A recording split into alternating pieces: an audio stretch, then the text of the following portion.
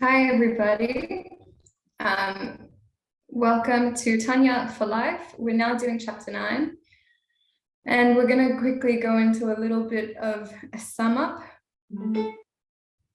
In our text here, it says in the previous chapters that the Alter Rebbe elaborated on the composition of the Jew's divine soul with its 10 holy soul powers and 3 soul garments. And we talked about the animal soul with its corresponding 10 powers and 3 garments, just like the godly soul. Except this one originates in the spiritual source of Kripa, something not holy. In this chapter, chapter 9, the Alter Rebbe will discuss the battle that is fought within the Jew between both of these souls. And here comes the natural condition of having inner conflict, which always comes from these two forces that are constantly at war. So, the abode of the animal soul derived from Klipat Naga in every Jew, i.e., this is the place where the animal soul resides and is most manifest. It's actually in the heart. For as mentioned in previous chapters, the animal soul is predominantly emotional, and the heart is the seat of emotion. More specifically, the abode of the animal soul is in the left ventricle of the heart, as this is the part of the heart that is most filled with blood. As it is written, for the blood is the soul, the nefesh, indicating that the soul resides in that ventricle filled with blood, the left ventricle. And we already understand from a biological perspective that one ventricle is more involved with pumping in the recycled blood. And this other part of the heart, this left ventricle, is the one that's constantly in a state of receiving or being filled. So that's this part of the body, actually the entire body, which has the most concentration of blood, is this left ventricle. And so we understand that if the animal soul lives in the blood, it makes sense that this is actually his, palace. This is his seat, his throne. Because the animal soul resides in the heart. Therefore, all lusts and boasting and anger and all similar passions are in the heart. That's where they sit. And from the heart, they spread through the entire body, rising also to the brain in the head, so that a person may think and meditate about these lustful, desirous thoughts, feelings, and then use this meditation and using this brain to become totally subservient to these feelings of the heart, the cunning of the heart. Just as the blood has its source in the heart, and from the heart it circulates into every single organ, rising also to the brain and the head. Similarly, the soul, the nefesh, clothed in the blood, abides in the heart and spreads out from there to pervade one's entire body. Thus, in the case of the animal soul, the brain, the intellectual faculties, too, instead of motivating the heart and guiding it, it merely reacts to it and serves only as a clever tool for realizing the passions of the heart. Wow, isn't that sad? It's like it's a word we used in one of the previous lessons. I forgot what it was, but it's like defiling. It's like defiling this holy faculty of. We've already learned how powerful these brain faculties are. They're 3 powers of the soul. It's incredibly powerful, and with this, we come to understand and interact with the entire world. And with this, we're able to begin our experience with absorbing the divine, grasping the divine, being embraced by the divine. And then, that starting process allows it to move into the expression, move into the emotional faculties, the other 7 faculties. But the mind is so powerful that it can control everything.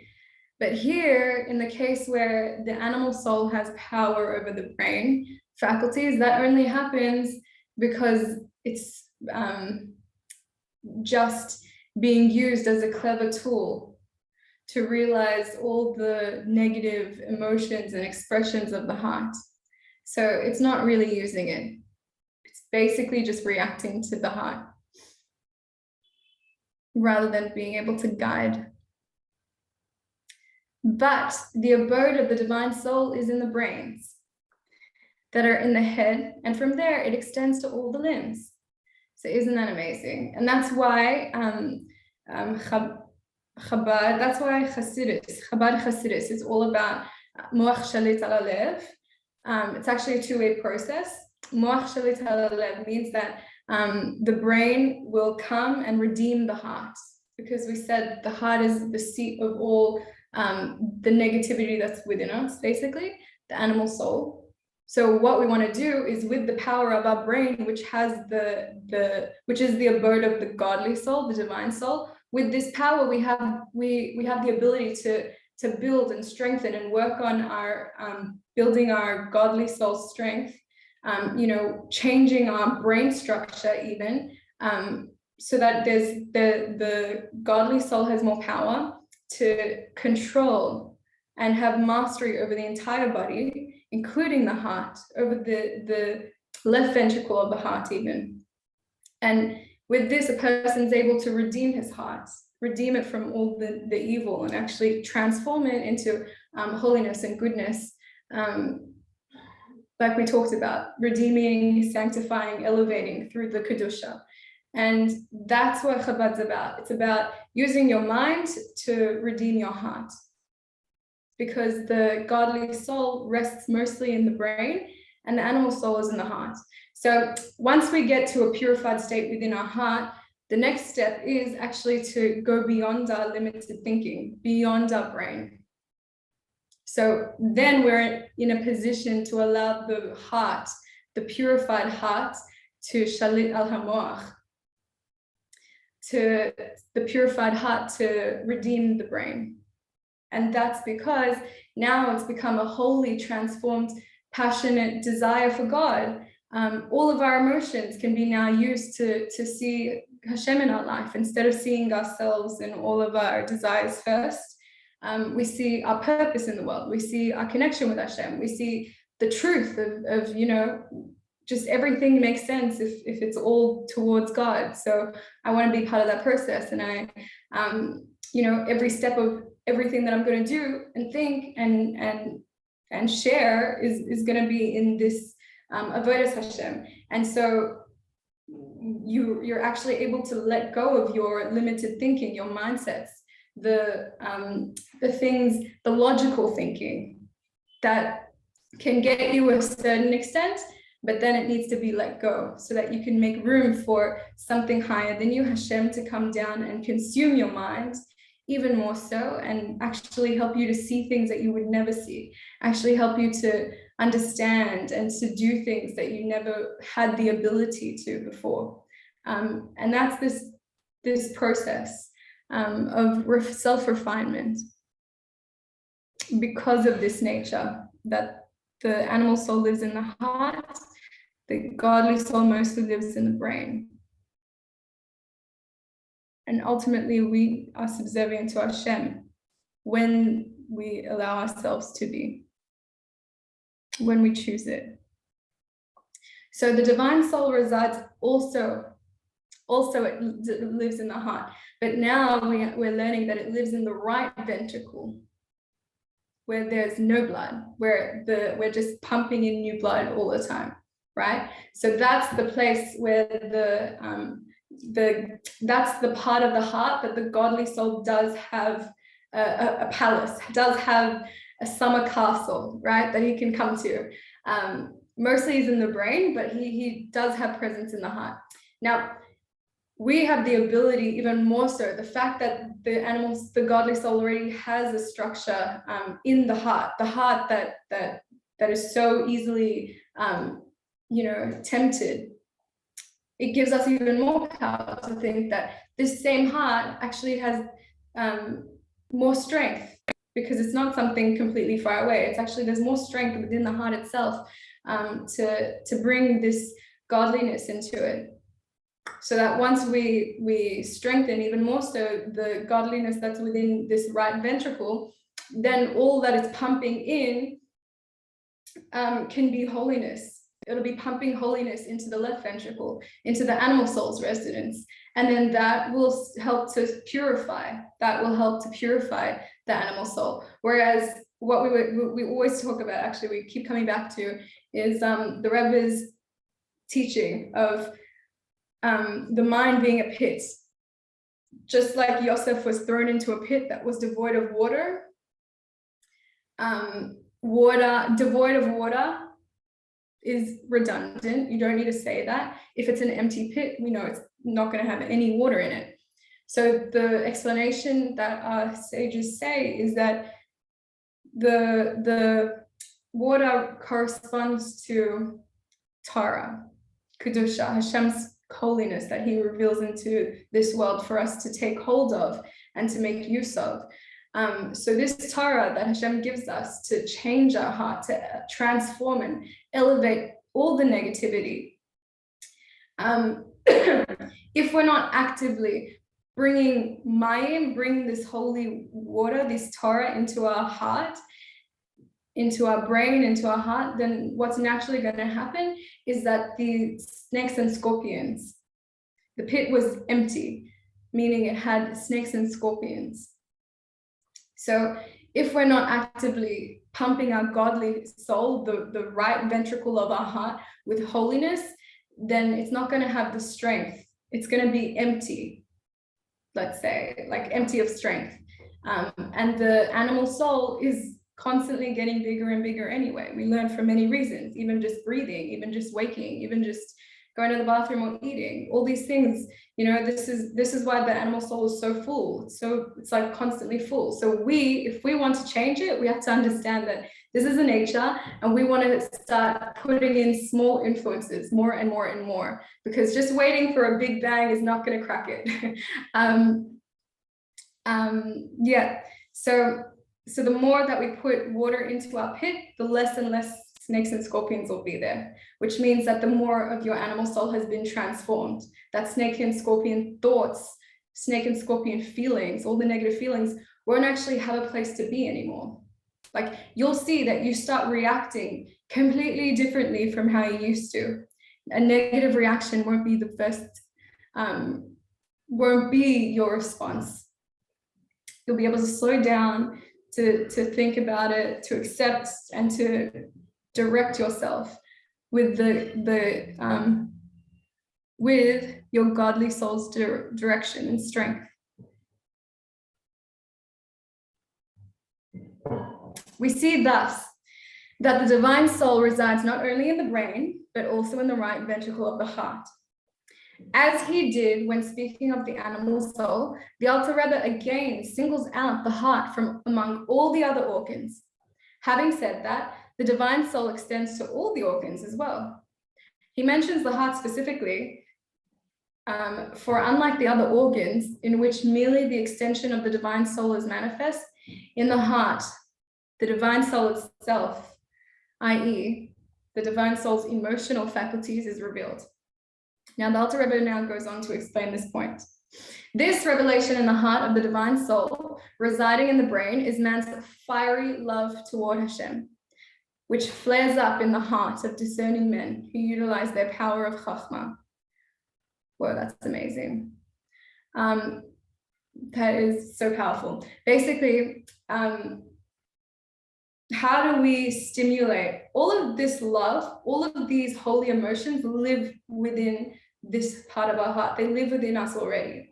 We don't have to, Miriam says we're lucky. We don't have to go to the moon, go pay thousands of dollars, do all these different things outside of ourselves to self-actualize, to to get to this, our best version of ourselves. It lives within us.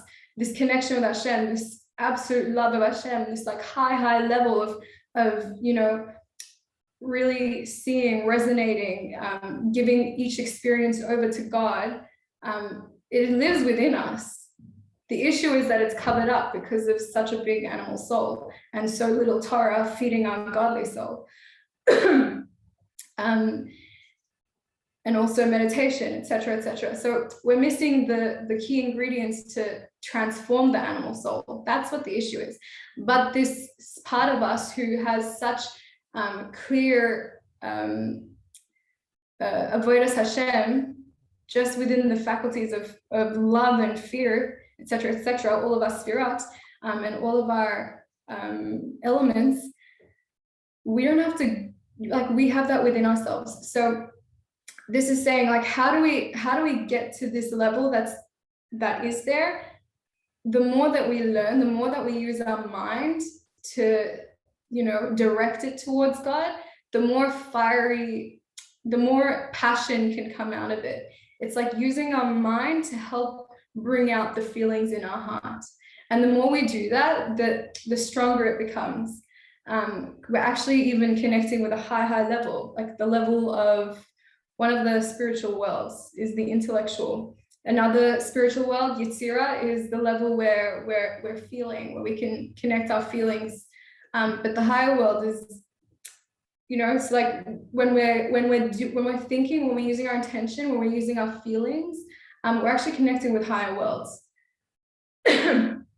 So this revelation is that man's fiery love toward Hashem flares up in the heart of those men who utilize their power of their mind to understand and to reflect over Hashem, over all these matters of godliness in its very fine details, picking it up, breaking it apart, understanding the consequences, like really delving into godly matter with this knowledge, with the knowledge of their brain, which refers to the faculty of das. And by immersing themselves, they're able to activate their da'at, right? Like it actually went through the chachma bin da'at level. The chachma is where, like, we're taking in this godly knowledge, like we're reading it. Bina is like breaking it apart in its details to be able to pick it out and reconstruct it. Da'at is to be immersed with it, completely like concentrated on it, so that it can actually enter me. And it sensitizes them in that they understand. Thus, the love flares up in the hearts of those who utilize all three faculties of Chachma, Bina, and Da'at on matters that arouse this love, right? And matters that arouse this holy, fiery love of Hashem is contemplation of God's goodness, God's greatness, as the Alter Rebbe will soon conclude. As explained in the 3rd chapter, understanding the greatness of Hashem leads one to love him. This love, then, is one example of the divine soul's reaching from the brain into the heart. Similarly, another deeper way in which the heart's emotion gives expression to the presence of the divine soul in the brain, the gladness of the heart at apprehending the beauty of Hashem and the majesty of his glory. The gladness that is aroused when the divine soul's intellect, which the Alter Rebbe, borrowing a phrase from Ecclesiastes, describes as the wise man's eyes, which are in his head, meaning in the brain, harboring his wisdom, harboring Hashem's wisdom and understanding. When these eyes, i.e. the intellectual faculties, these eyes gaze intently at the glory of the King and the beauty of his unfathomable, infinite, and boundless greatness, then the heart rejoices and is glad, as is explained elsewhere. Gazing with the mind's eye means that one not only understands the greatness of God, but also perceives it as though seeing it with his very eyes. Such perception arouses great joy in one's heart, and this joy, like the love spoken of earlier, is a direct result and a manifestation of the intellect of the divine soul residing in the brain.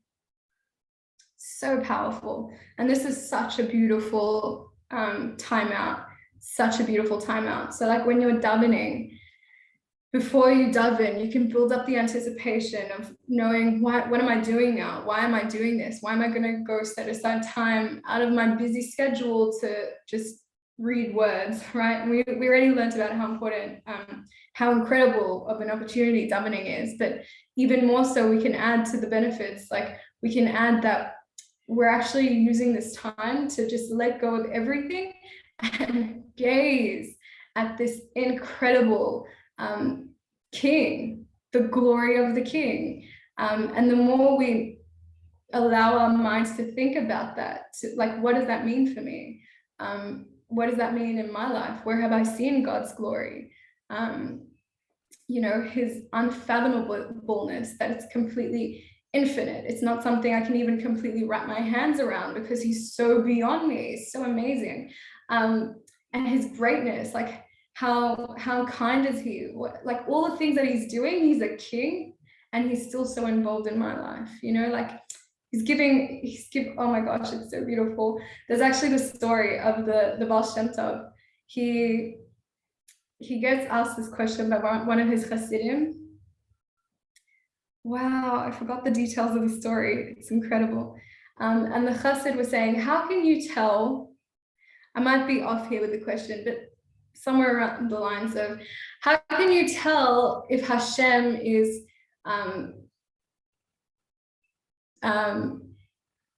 giving divine providence into, you know, he's supposed to be able to be giving divine providence into the entire world. Like his presence is supposed to be permeating through the entire world. And yet we're supposed to also be able to have bechir chashish, free choice. So is God really a part of the itty bitty things, you know, like where, like, how can you tell that this teaching is true? And the Rebbe, you know, Rabbanim are very careful. When they talk, every word is precious. And they care about the neshama who's in front of them. So every word that they speak goes through this intellectual process of being digested by the godly soul first. Chas v'shalom, the animal soul gets a part of it. No ways. When it's a tzaddik talking to you, you're talking to B'ezras Hashem, his godly soul. So his godly soul is going through the Torah. It's going through these holy concepts, and it's trying its best to break it down into forms that will be able to be received by the person in front of him, right? And you know, some things are beyond the person's level, and you have to break it down.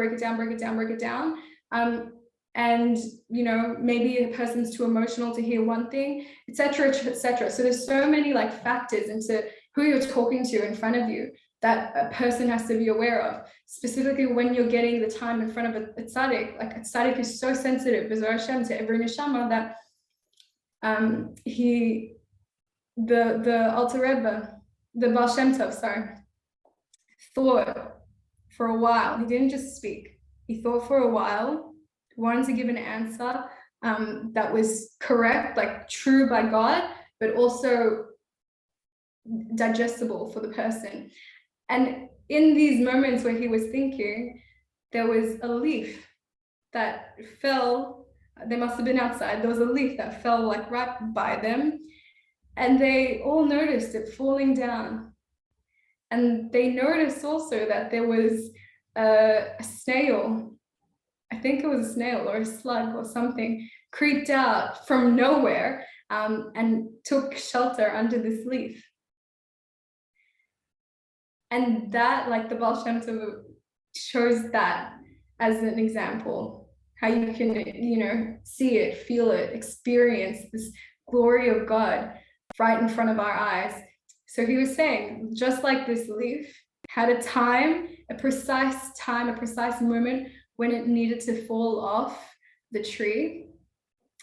And at that exact moment, it was able to, Hashem gave shelter for another creature, right? So every single tiny little detail has billions of, like so many ripple effects of consequence in the world. Most of them spiritual, some of them physical, and we have no idea. They're usually so tiny, like that little insect, unless we're totally focused on it, on that, the same, totally focused on the spiritual realms, the spiritual truth behind things, then we're not seeing what's happening right there. And each millisecond, each tiny detail, tiny ripple effect is actually the beauty of God's, throne, his kingship, is that everything ultimately helps, shelters another.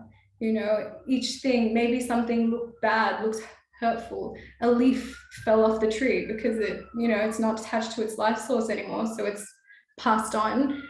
But even that difficult thing turned out to be important for the continuation of life, right? So one thing helps another. And it was like what I think Fager was talking about last week after our class. We were talking about the ripple effects and how a mitzvah can actually help so many people more than you expected to help. And my husband was talking about something as well. Like, you might be trying to help one person and that might not be successful in your eyes. What what you were aiming for didn't actually come about.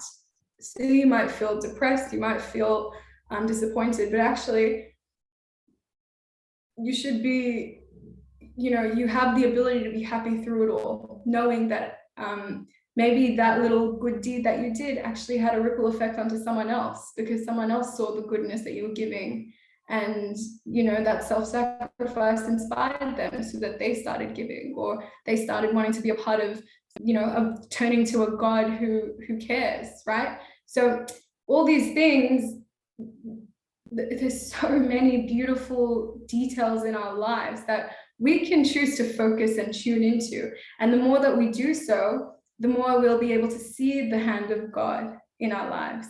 And this is exactly what it's talking about. Use your intellectual faculties to gaze. No one's telling you to strip him down, analyze God, understand him completely with your entire being. You don't need to understand God. Just gaze at him. The more that you can try, the more you gaze at him, the more you'll understand. The more your mind's going to start working. Oh, like, what can I learn from that? Or why maybe in this situation, etc., etc. And you'll find many answers in the Torah. The Kabbalah is boundless. The Torah is boundless. And this is what it's saying. So when you're using your intellectual faculties to gaze at God, then you're arousing the passion that's in your heart already there, and you're helping it to come out. And again, gazing is meditating. So this process is a central point of CBTT. Many people learn a lot of Torah all day long. Many people pray like all the prayers during their day, and still they can come home and be rude to their spouse, or feel so sorry for themselves, etc., or overeat, or whatever it is. Their negative traits haven't been transformed. They're still coarse. The issue is that they haven't been gazing, they haven't been contemplating, meditating, using that beautiful power to allow the pumping of holiness into their left ventricle to change and transform this animal soul. So it's really the gazing that does that. And it really stokes the fires that's already there, and it transforms. It's the cleaning process that the animal soul needs. like the mushing up process of a carrot, the whole process of putting it in the pan, heating it up, boiling it down, mashing it up, and then being able to give it to your child. So the animal soul is like a baby. The animal soul is a toddler who doesn't want any more stimulation, doesn't want any more in his head, doesn't want kedusha, doesn't want holiness. He doesn't even want all the goodness that you want to give him. He actually can't accept it. It's like cough, like if you tried to feed your baby pieces of carrot, you probably choke, chas v'shalom. Like no one would think of that. You have to go through this process. You have to meet him where he is. Just like the tzaddik meets us where we are.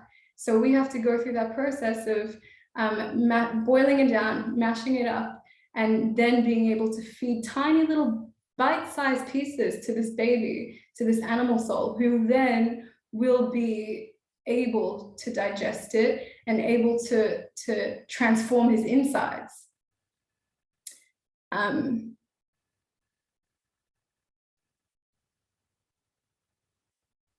Similarly,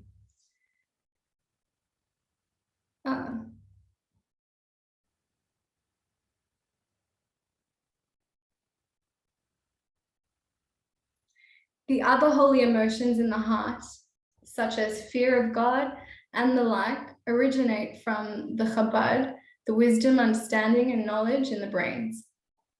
So what we were talking about before, being a witness, gazing at the beauty of God, that's Tiferet, that's the Sphira of Tiferet.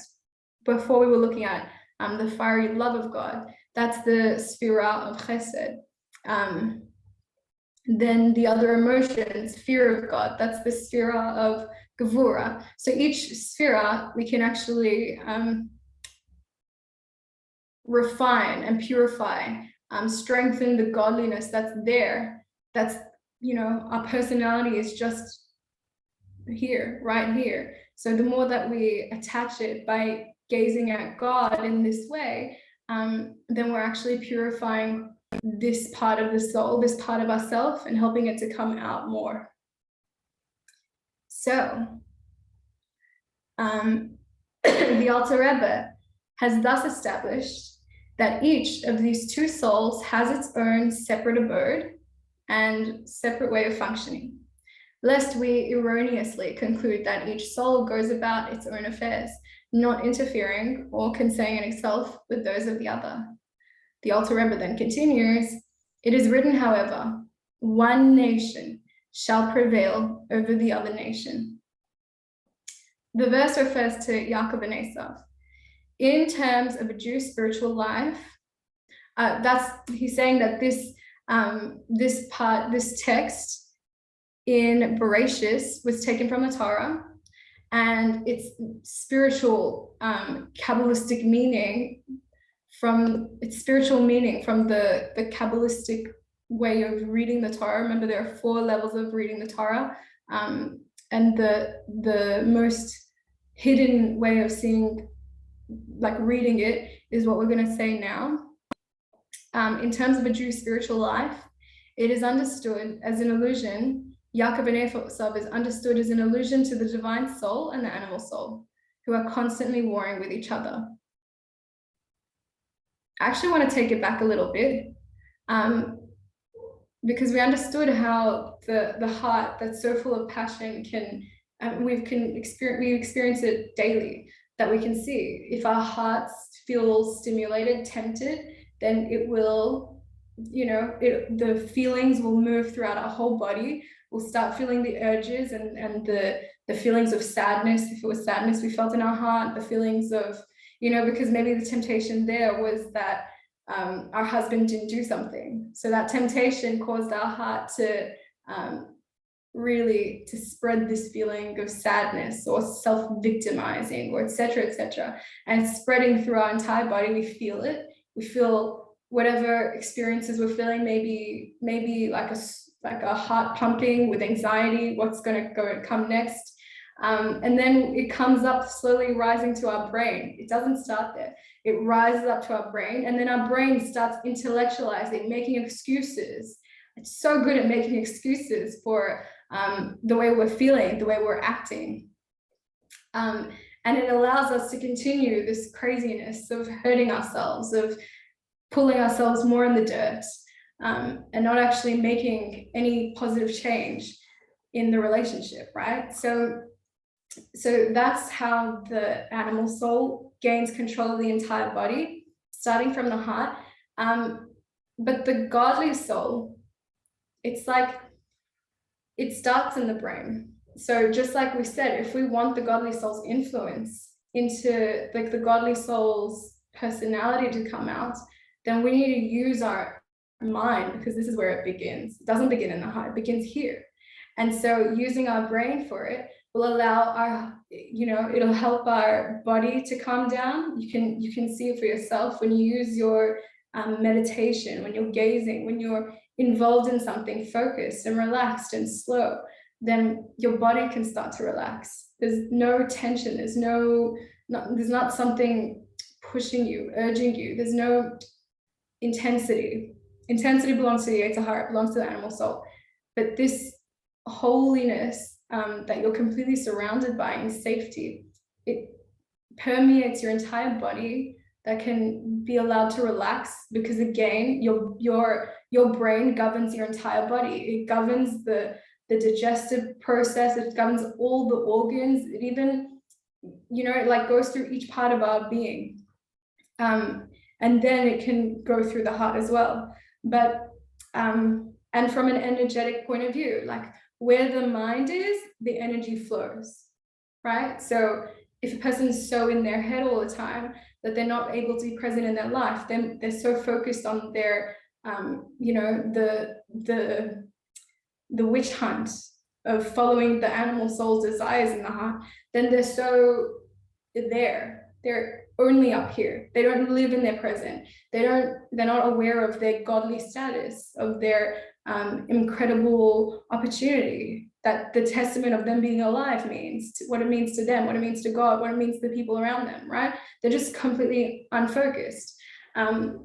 So where the mind is, the body, everything, the energy will follow. So these two powers, the Alter Rebbe says, actually, they don't just coexist. They're, when one is prevailing, then the other one is submitted.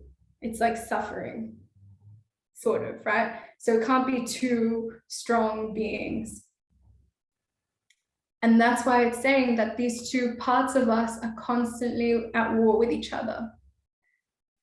And it's just like when you have that first initial reaction to a circumstance, something happened in front of you and it made your heart feel like, I felt it today. I had an experience like this today, made my heart feel. And I was starting to go into all the things that were going wrong, right? So the heart was controlling me, my feelings, my heart was pumping. I was going into self-pity thoughts, and I was monitoring myself. I was seeing what was going on, because it's not me, right? When I can take a step back, stop taking my feelings personally, stop taking my thinking personally, and stop taking my actions personally, then I can actually be a witness to this duality of the two kingdoms within me, right? So that I could see the animal soul, this strong heart reaction was there, and it like took control of my entire body, that I couldn't speak. I kind of lost my ability to communicate, and I was like in an inward body reaction, and my mind was feeling sorry for myself, as I said, etc., etc.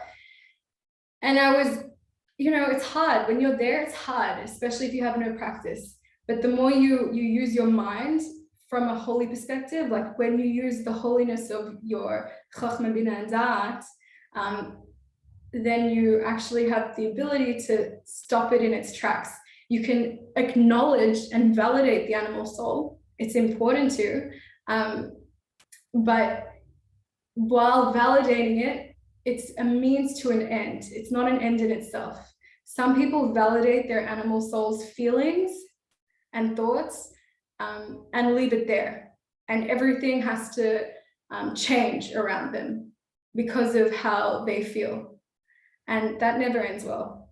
It doesn't end well, because people are people, and you're only able to have mastery of yourself, not of others. So our purpose here is to refine our hearts, is to refine this part of ourselves. So by using this validation as a means to an end, checking in to see where I'm at as a means for the end, right? Just like Hashem goes through the process of judgment, Elokim, Gevura, only for the sake of having the space to be able to give chesed to the person, right? So when I'm validating and when I'm checking in with myself, it's only so that I'm able to take myself to support my soul, and to take myself to the next step, to support my relationship, to bring peace, to bring God into the situation. That's why I'm doing it. So I'm validating the animal soul, and I'm seeing that if, what's going to happen if I allow it to continue, and I choose that I don't want this to continue. I don't want the consequences of what it means for my soul, of what it means for the relationship, of what it means for my own sanity, and my inability to be present in the moment and enjoy this, the gifts. So instead, I chose to do what this is saying: use the godly soul's faculty of Chachma Bina Da'at, and remember, like, my purpose here. My purpose is to be bringing God, which means peace, to have peace between me and the other person. I can deal with this situation later. I can bring it up later. I don't have to bring it up now. And I can address it in a calmer place. And I can look at this as a spiritual growth. Whatever holiness you can add to it helps your godly soul strengthen and calm down the waters of calm down the fire of your animal soul. So I forgot all the things that I was, telling myself, but this is the basic principle. And you can actually change your behaviors. You can change your own patterns of living. So like we said in the past, that Abraham left his past, he left his childhood home, he left his land, and he left his birthplace, referring to, in order to reach his true self, referring to his, the attributes that he was born with. For me, for example, I'm a very fire element person. Like, that's very dominant in me. So it means that I easily, like, of all my reactions, anxiety, fear comes up pretty fast. So I'm already aware of that.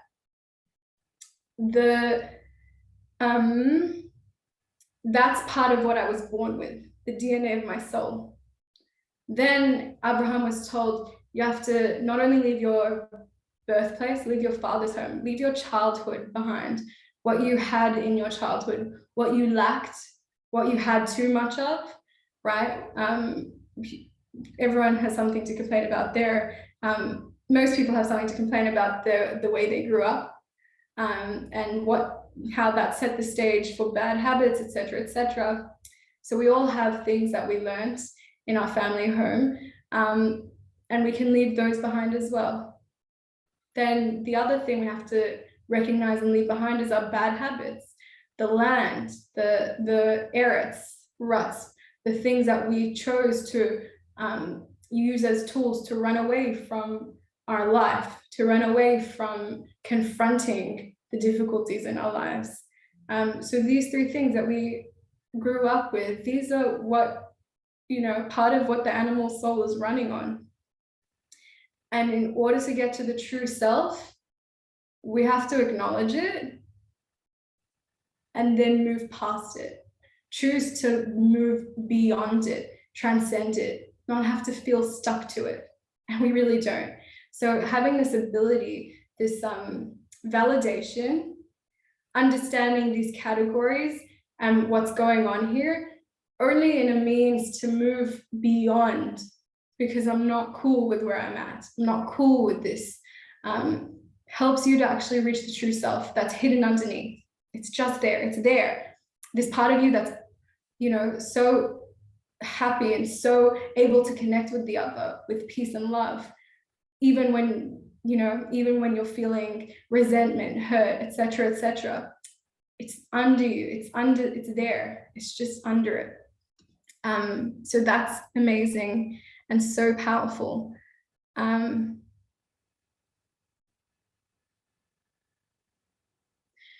So here, the body is being fought over by the animal soul and the godly soul. It's called the small city. That's the body. And this, I'm trying to see how long we've been going, but I cannot. The two souls in relation to one's body are just as two kings who wage war over a city, which each wishes to capture and dominate, even against its will, and to rule with the consent of the populace. That is to say, each king wishes to direct its inhabitants according to his will, so they obey him in all that he decrees upon them. So too do the two souls, the divine soul and the vitalizing animal soul, which originates from Klippa and is therefore the antithesis of holiness of the divine soul. These two souls wage war against each other over the body and all of its organs, the body being analogous to the city and the organs analogous to its inhabitants. Here too, each soul wishes to direct the city's inhabitants according to its will, as follows.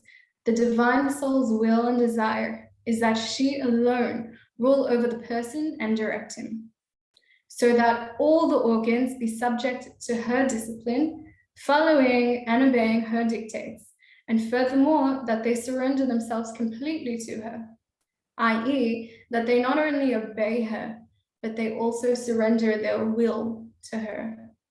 And she desires further still that all the organs become a chariot for her.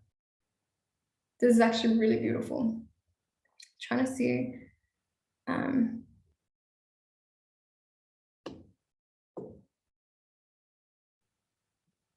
Yeah. Okay.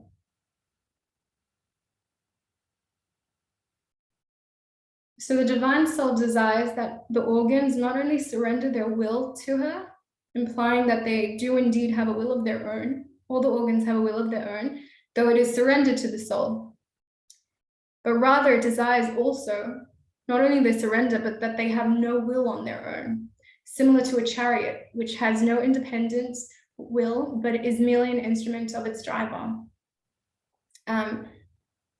Just like we talked about how the tzaddikim are a chariot to Hashem, that their entire being, every fiber of their existence is completely aware of the transcendence and the truth, like the transcendent truth of the truth of the transcendence of God that's behind everything, that's a part of everything. So if someone really wants to do the right thing, to learn truth or to bring complete fruition to anything in life, a wise person will understand that it's only through God's will, because no matter how much good intention I have, holy intention I have, I'm not God, and God's the only one who takes care, who can take care of the little leaf, one single leaf that's going to fall off a tree.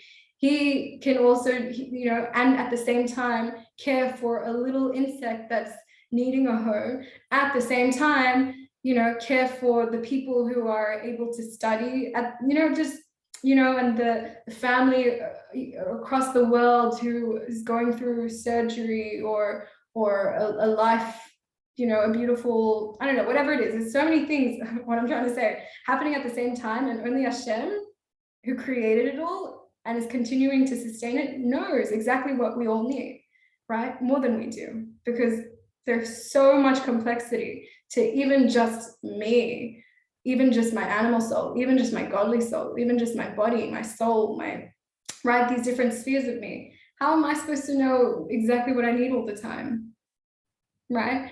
So if we allow our control to drop, right, and to accept that I want my entire life to be in the hands of God, because I know he has it, like he's caring for me and he knows everything. So I'll be safe in his hands. I know this. And it's when we drop our will that Hashem gave to us, that's when we are able to become a chariot, not before. Because before we still have a will. Some people have been, I don't want to say forced, but people who grew up Jewish, religious, etc., into households where maybe they didn't learn the deeper teachings of the Torah. Maybe they didn't go through a process of connecting and validating, but and moving to a higher awareness. So they didn't see the beauty and they didn't feel that they had a free choice.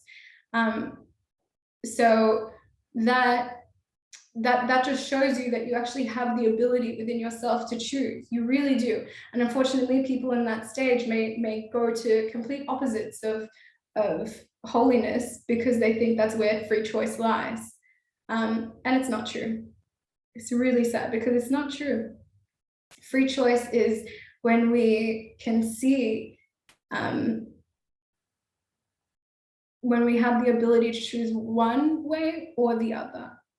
And we're able to see the effects in an honest, calm manner. That's how we can evaluate the situation. And through this evaluation, using my Chachma Bin Adas, I've decided that my life is truly better in God's hands, and I want to give myself over, my entire will over to him to take care of me. And in the same way that the divine soul is saying, this is what I want from all the organs within this body, all the inhabitants, I want them to see and to give themselves over to me completely. And this is actually what the tzaddikim do, that they give themselves over completely to be a chariot, a vessel for God, so that God, who's given them all these skills, talents, abilities, it's not their own. God gave them to them in order to share it with the world, in order to share his chesed with the world. And he chose this specific tzaddik, and this tzaddik is aware of that process, is aware of this beautiful opportunity God's given him. And he says, yes, God, I do want to be part of your chesed that you're giving into the world.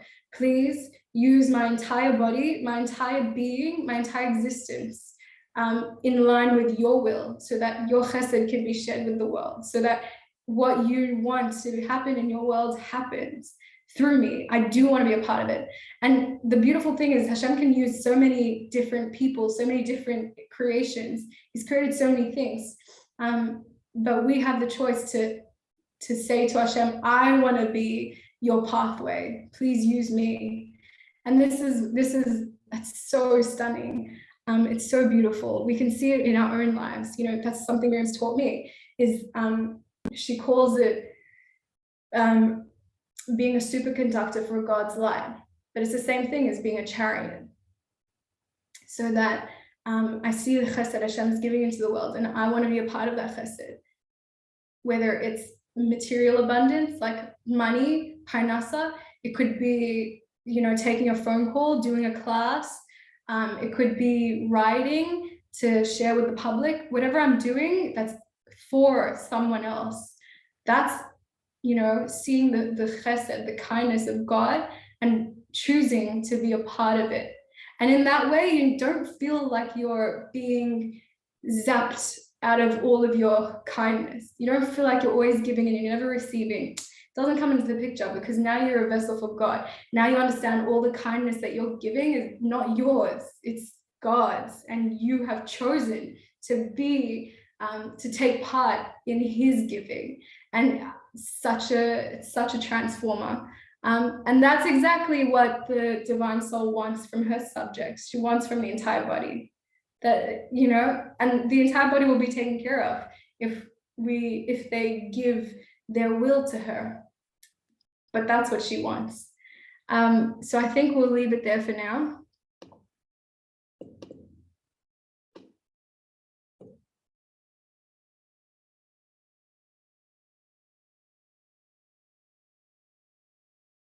Okay.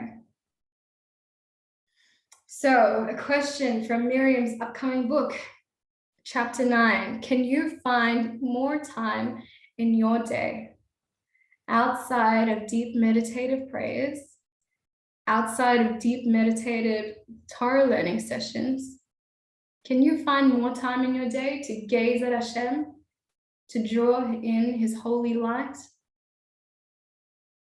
Perhaps while you are taking a walk, when you're put on hold on the phone, maybe when you get a parking space, you're drinking your coffee, anything. Can you choose to use that time to gaze at God? Now I will invite everyone to do a meditation with me. Can I ask a quick question? Yeah, go for it.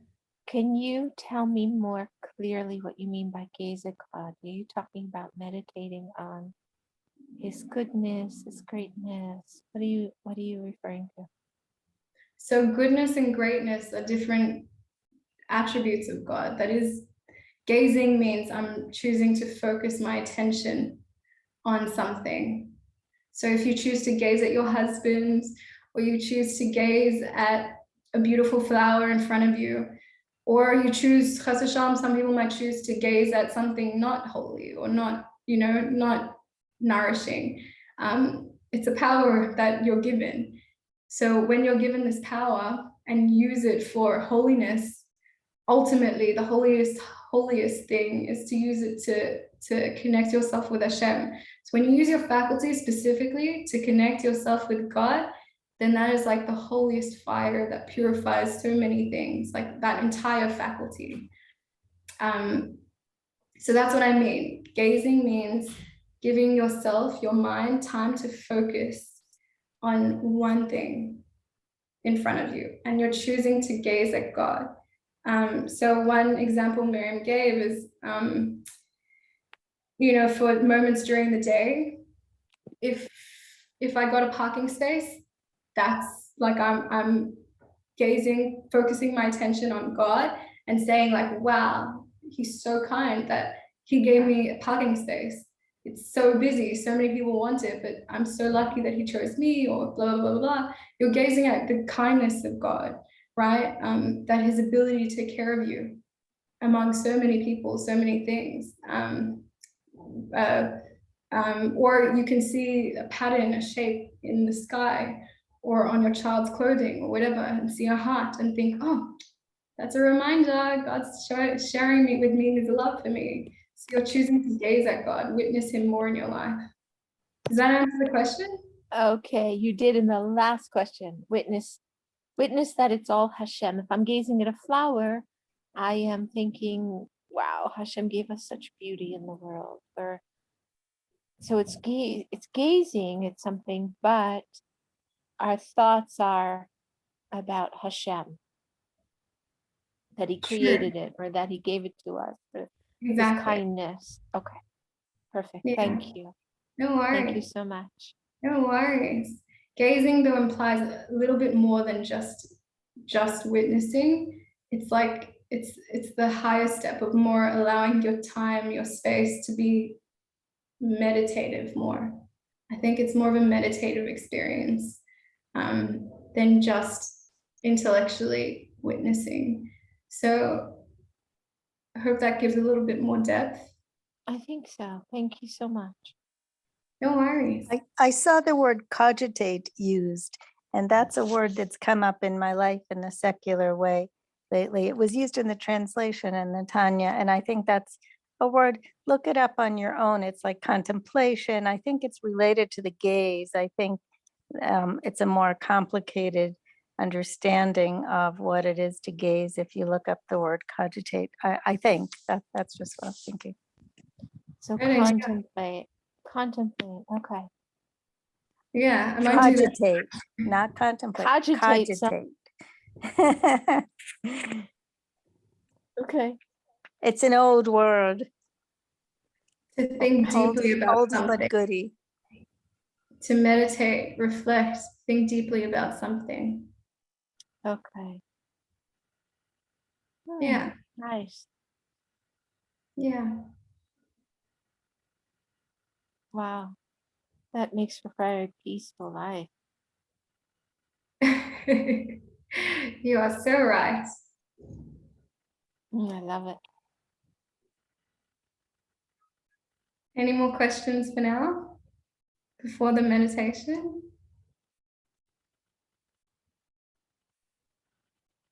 Is it okay if you scroll back just a little bit, just before your meditation screen to the question Here? itself? Is that it? Yeah.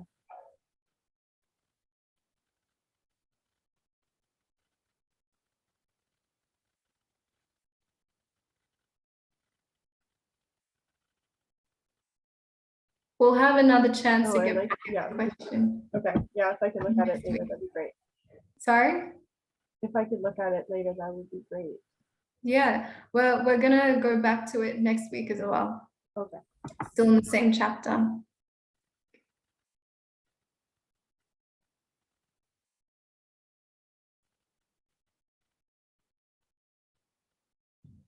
Okay.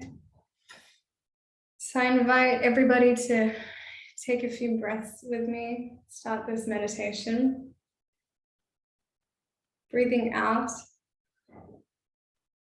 all tension in your body, in your heart, in your mind.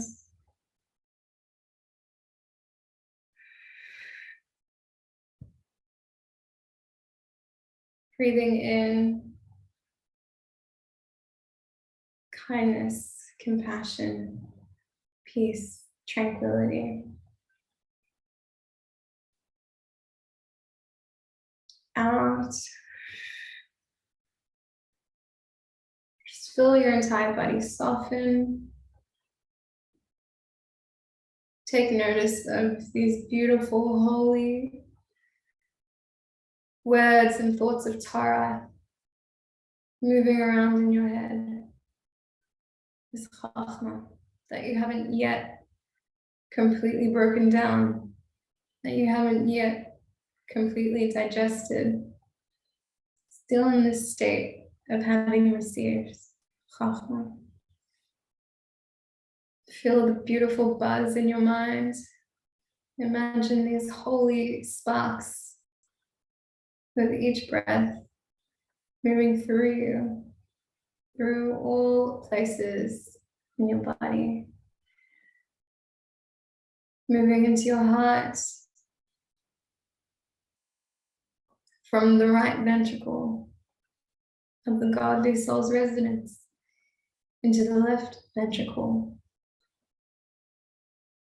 of the animal soul, and allow these godly sparks to surround it, to refine it. And this holiness stays there as long as you contemplate. The more you contemplate, the more these godly thoughts have the ability to stay there in the way that's processable for this animal soul. Cogitating with God's holiness that we just learned.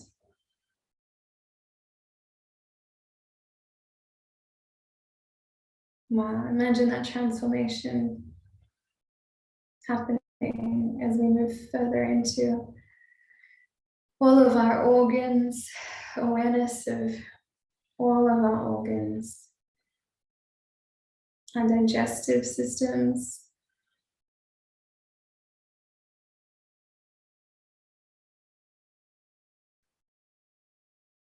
our kidneys, adrenals, our ability to be present.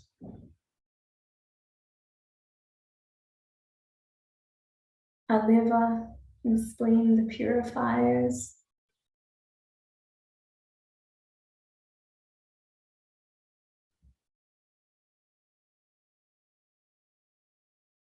The digesting and the intestines and the stomach.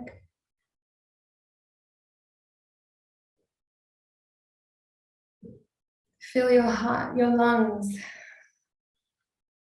open up with more godliness, more godly atmosphere.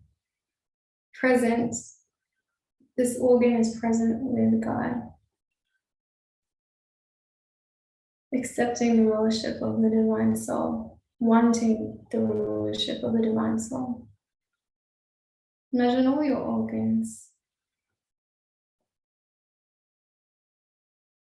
wanting and accepting the rulership of the divine soul. B'chelek Elokai mima'al mamish.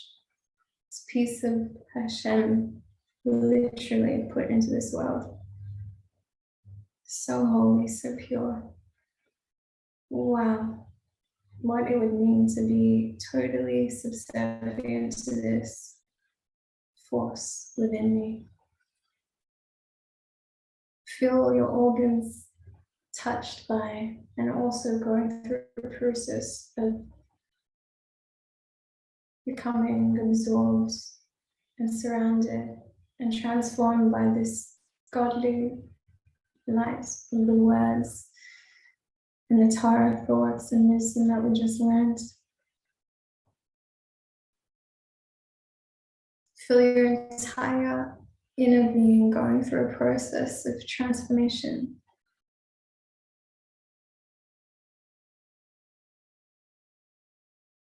Unity with Hashem. Allow yourself in this moment to gaze at God's glory and His kindness, that He's given us the ability and the divine charge that we may be privileged to learn of these deeper teachings of the way that we work.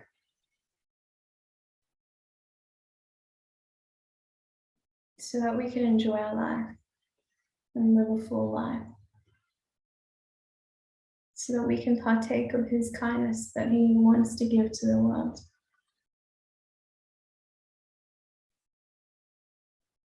Gaze at the kindness of such a sensitive king. Gaze at the incredible power of such a king to have such an effect in the lives of his subjects.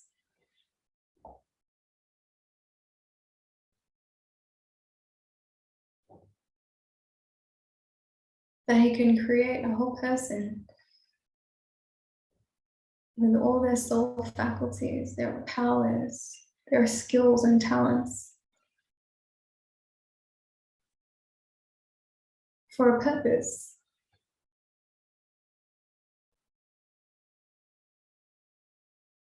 And that he can gives the ability through his compassion, gives this being the ability to choose to be a part of his kindness, part of the process of kindness in the world.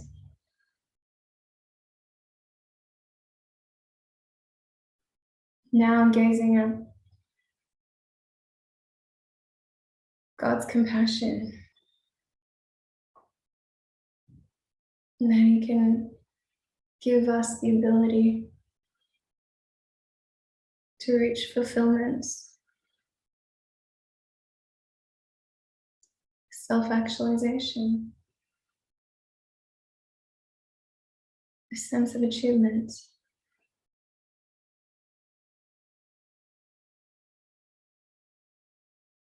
That we can overcome our demons.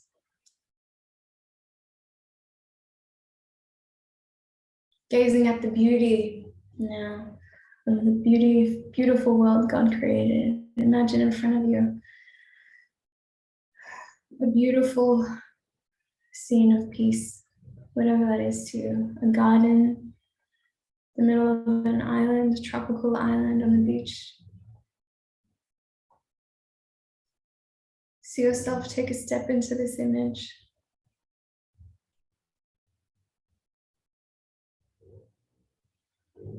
Finding yourself surrounded by the beautiful sense of creation. Feeling the incredible fresh breeze. Feeling your body immediately react as you graciously, slowly breathe in.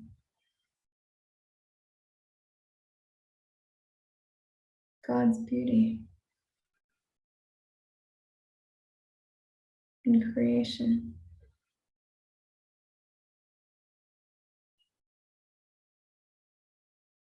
See yourself bending down towards the most simple yet stunning flower, still moist with dew.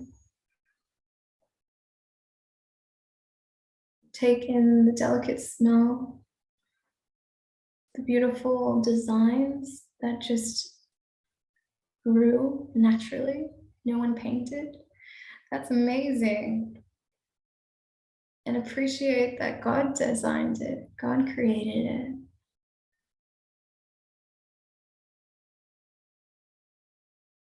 Even appreciate its process. That first, to be able to get here, it was first a seed that had to go through a process of being completely buried, being nurtured, crushed, even decaying, so that it could sprout up to be something more than just a seed, to be this beautiful creation in front of me. What magnificent thoughts, ability, what even words can describe such a system of creation beyond our ability, even beyond our intellect.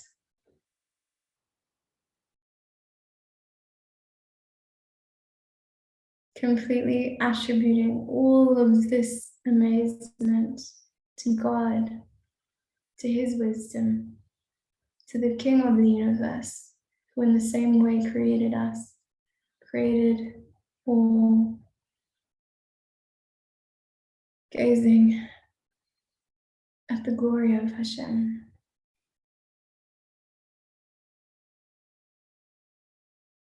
With peace, with serenity, with appreciation, with bubbling excitement.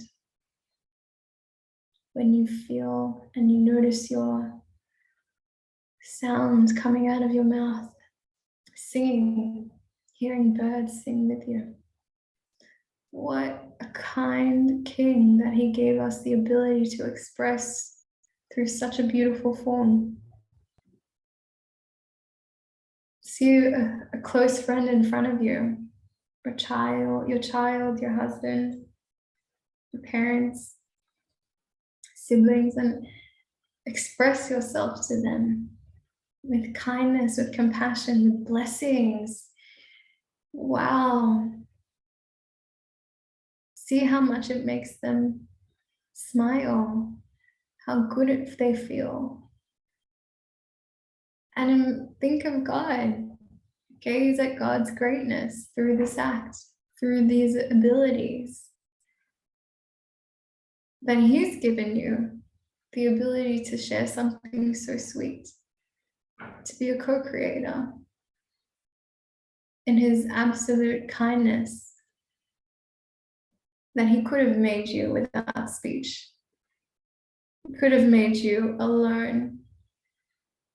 He could have created a whole world just with you, and yet He chose to fill it with all those people around you so that you could feel how good it feels to give. Feel purpose within you, pulsating through your veins, a divine purpose to be co-creator, submitting yourself completely to this wondrous King who's caring for this flower, the seed, giving you and the flower the exact temperatures that it can stand, the weather conditions that help it grow. Both the flower and our brains, our bodies. How incredible that he can cause so many things to exist at the same time. Not only exist at the same time, but support each other. That this flower, these trees help me to breathe. They have a purpose in the gas exchange of creating an environment that's helpful for me, for my family, for my friends. See a purpose to everything, every faculty of your being, every person in your life, everything in your life, and everything in creation.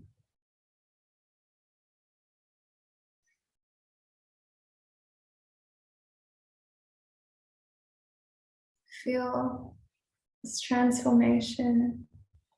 Feel your heart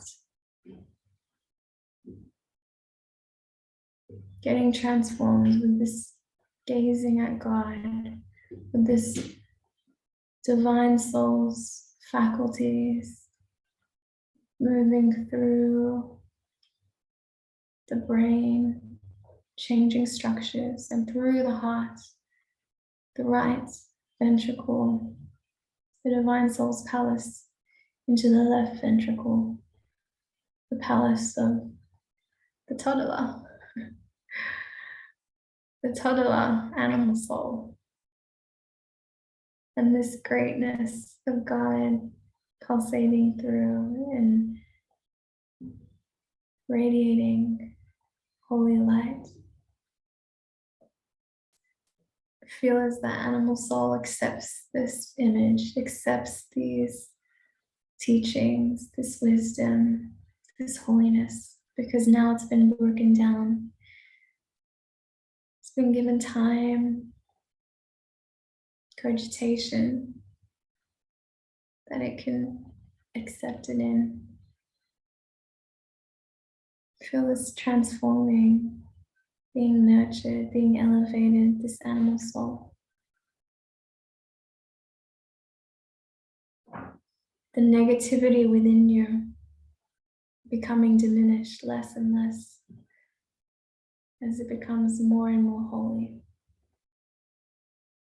That all of your positive emotions, all of your spheres, your personality is able to shine through more and more, and you're able to see your own beauty like a budding flower with all its details and colors.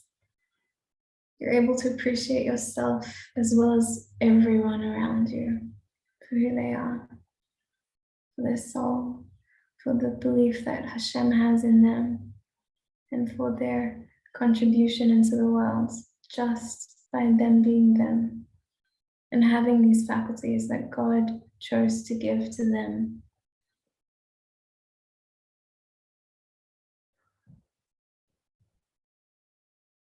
With the holiest sense of yourself, with strength in your chosenness and your specialness in your life, in your talents. Lift your eyes up to God and choose Him. God, I want to be a part of your holiness into the world. I want to take part of your chesed into the world. Please, may you use me. My will is yours. Whatever you wish.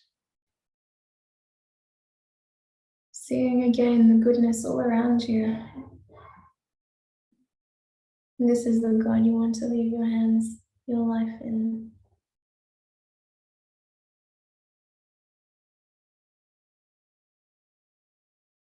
Feeling your God with such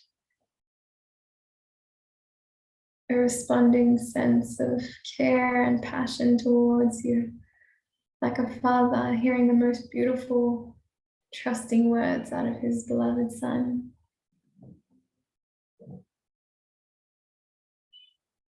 God now reaching out for a strong embrace with you, desiring more than you do to be one with you, body, mind, and soul, fully. That we go through it together, giving to the world together. Fully enwrapped in the presence of God, his abundant beauty, holiness, one with you now. A Father caring for you. See yourself coming back into your body, all parts of you tingling with God's presence and submitting completely will over to God and his light and his giving. Feel yourself coming back, your eyes fluttering open as you talk to Hashem. Please, God, help this vision, help these words of Torah transform my animal soul, all my negative thinking, all the negativity, and may this image stay ingrained in the grooves of my mind and my heart, so that I can be a chariot for you, your goodness into the world.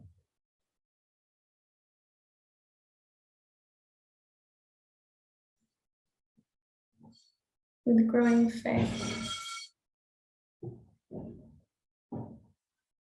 and tranquility, trust, security.